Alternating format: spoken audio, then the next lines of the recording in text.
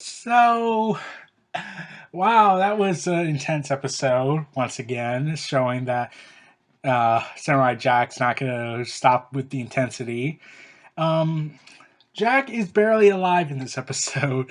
He starts off flowing down the river and he is bleeding profusely. Like, so much blood is pouring out of him. I'm like, how are you still alive? And after Jack manages to go on the floating log, a frog hops on, warning him that the dogs are not far behind. And I'm thinking that's a hallucination for Jack.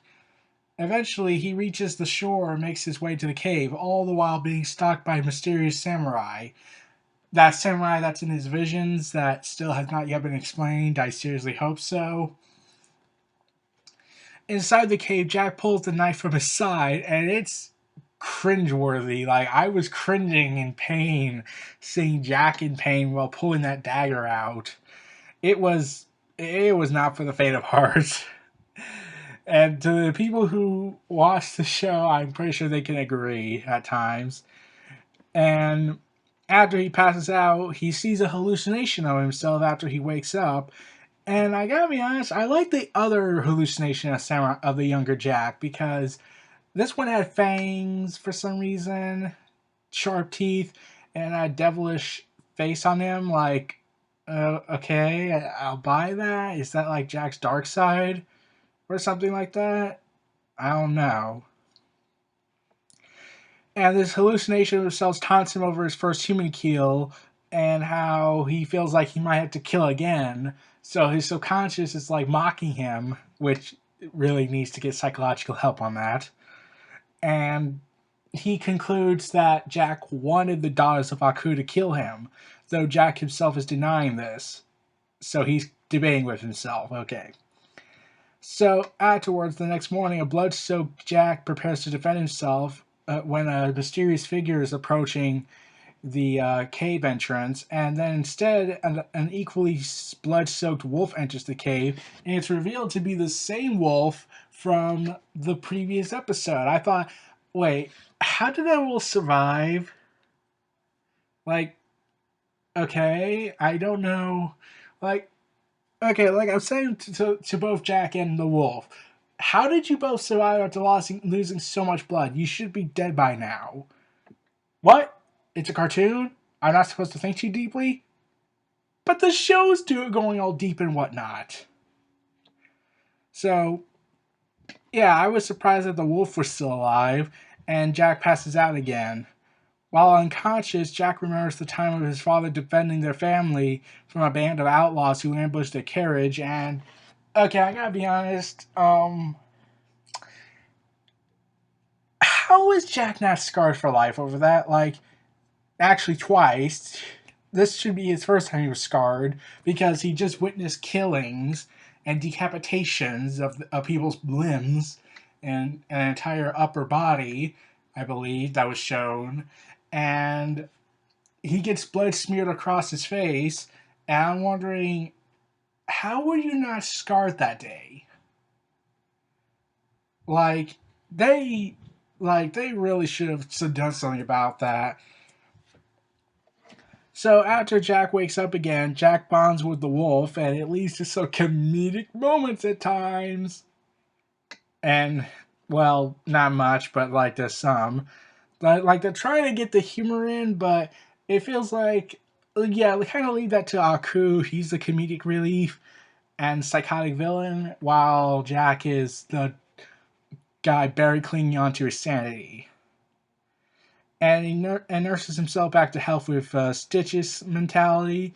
And remembering his father's lesson, Jack and the wolf part ways after he recovers, and Jack prepares himself for another confrontation with the daughters of Aku. Soon enough, the remaining six daughters break out of the ruined temple, which was destroyed by Jack, which is in a weapon that still is surprisingly able to blow up walls. I thought that only destroyed weapons. And continue their mission, leaving their fallen sister's body behind, saying that death is failure. Following the river and traces of Jack's blood, the daughters track him back to his location, and in the forest, we see a really odd moment. The daughters spend a moment observing a deer, a female deer, having never seen one before. And then a mildew arrives, and the dog is mistaken for another one of Aku's minions due to his antlers, and pursue. Oh, he's gonna kill it. And then the deers kiss in a way, in their way, their courting ritual, and they're unnerved by it. They find it uncomfortable to them. The Dodgers frighten the deers off and continue the search. But that one scene was a highlight in the episode. Like, they're kind of at this point where they're probably beyond redemption because they were so engrossed with the whole Aku ritual and have not seen the outside world except for one, but that was only for a millisecond. And they don't know what the real world is. Even if they were redeemed somehow, even if Jack managed to save them from themselves from Aku's grasp, really, how would they ever fit into society? They'll just assume everything's Aku. So, yeah, I think that was the point of the scene, was to highlight that the dogs might be beyond redemption. And after they continue their search, Jack finally reveals himself as the snow begins to fall. And he echoes his father's words, and a hidden Jack offers the daughters an ultimatum: leave or face their destiny. The daughters refuse, claiming their destiny is to destroy him. Jack obliges and emerges from the snow, impaling one of the daughters with a thrown wooden spear. And he uses the weather and terrain to his advantage. Jack kills another one with another spear and steals a cambone, a blade, from a third, before impaling her against a tree with a thrown machete. Yeah, he's killed 3 of them. I seriously hope that they explore more of his psychological torture on that. And yes, I know I'm asking for more psychological torture on this, because this is a serious deal since he's taking human lives now. And they chase around for a bit, and it's awesome, it's intense. And the 3 remaining daughters combine into one in an attempt to kill him, but Jack manages to split them up again, luring the 3 of them to a fallen tree hanging over a cliff. Discarding the stolen weapon he has, Jack sends 2 of the daughters falling to their deaths before confronting the last one, revealed to be Aisha. And ignoring her threats of Aku, Jack and her duel for a bit, and it's awesome as always, and how they're just fighting now. But Jack sacrifices loses more blood in the process, I must add. And then, like, when Aisha is screaming out how Aku will kill him and how he will be destroyed and how he will be purged from the beautiful land she sees, which shows that she's beyond redemption at this point. And Jack simply unwraps the chain from his arm to her apparent death. Unfortunately, the tree finally collapses from the struggle, sending Jack falling into the valley below. And I was excited. Oh my god, is Jack gonna die? And was it? No, wait, we're gonna leave on a cliffhanger. And I'm like, no! I have to wait another week for this. Yeah, I'm the one that comes up with the crazy cliffhangers and leaves things open to speculation. But no, the writers of Samurai Jack had to do it. Yeah, now I know how it feels, how one of my friends felt when I told him story ideas I came up with, how we would leave things on a dramatic cliffhanger just to drive them insane, pretty much. And he kept saying, like, oh, I'm probably going to be up all night wondering what happens next if you ever did that. Yeah,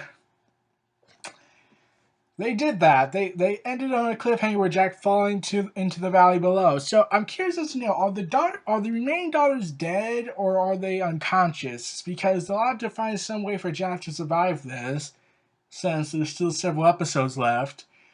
But I'm curious as to know, are the daughters dead or are they going to be alive? The 3 remaining ones. So yeah, that really needs to hopefully be explained and shown in the episode. And since this show has been doing so well, I'm giving them that, yeah, they're going to do it. They're going to explain it. They're going to show that the daughters are dead. So I ultimately enjoyed this episode, and I thought I thought the wolf was a storytelling device. I'll be honest. How he survived the fight with the tigers is an amazement to me. And I thought it was supposed to highlight that Jack would probably inevitably die from the struggle he's going through. So, yeah. So, it's been confirmed that he has killed a total of 6, possibly 7 people. And the bandit who tried to kill the Emperor is voiced by Conan Young. Ironically, he voiced a younger version of the Emperor in The Birth of Evil Part 1 and 2. And I'm a little surprised by that. That's like you're killing yourself.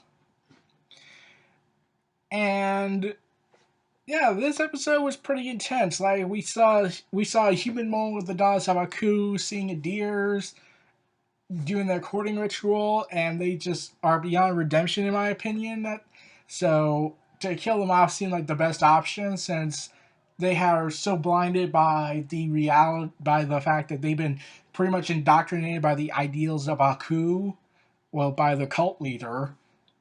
So it's going to be honestly surprising if they somehow did survive that fall, the 3 remaining ones.